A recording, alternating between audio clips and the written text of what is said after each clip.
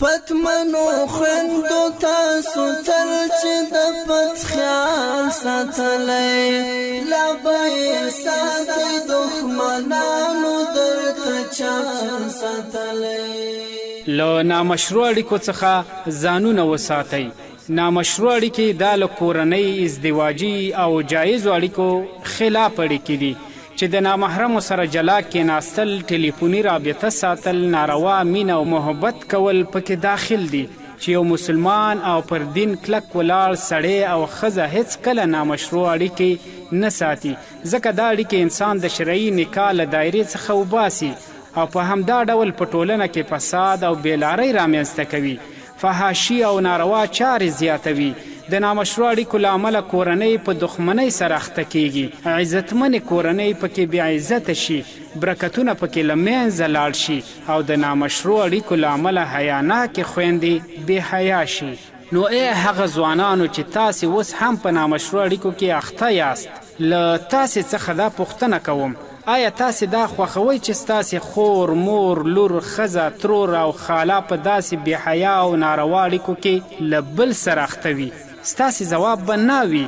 نو چې ته د خپلې لور او خور لپاره دا نه خوښوي، نو تاسې هم غیرت وکړئ، له ځان سره انصاف وکړئ او په دې پوه شئ چې هر عمل عکس العمل لري.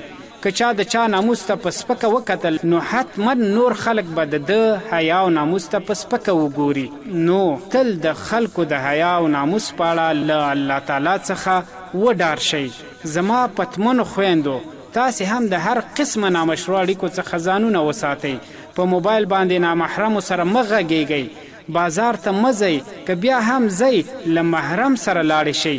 دکاندار سره له بې ځایه خبرو او مخ ښکاره کولو ډډه وکړئ، ځکه همداسې کړنې فساد ته لاره هواروي او ستاسې د دنیا او آخرت د بربادۍ سبب کیږي چې له امله یې ستاسې درنې او قدرمنې کورنۍ په ټولنه کې په سپک نوم یادې شي. قدرمنو والدینو او د کورنۍ مشرانو، په خپلو اولادونو پوره څارنه وکړئ. کور ته د نامحرمو اشخاصو ننوتل منع کړئ. بغیر له اجازې او محرمه خپلو لورګانو او د کورنۍ نورو ښځینه غړو ته بازار ته د تګ اجازه مه ورکوئ. په نکاحونو کې اسانتیا رامنځته کړئ. په ودونو کې لګښتونه کم کړئ. په زوم باندې دومره درانه پیټې مه ږدئ چې په 10 کالو کې بیا واده هم نشي کولی. نو په مهرونو او د واده په لګښتونو کې کموالی راولئ، تر څو ځوانانو او پیغلو ته د نوي ژوند او کور جوړولو مشروع زمینه برابره او الله تعالی د نامشروع اړیکو پاللو څخه وساتي انشاءالله.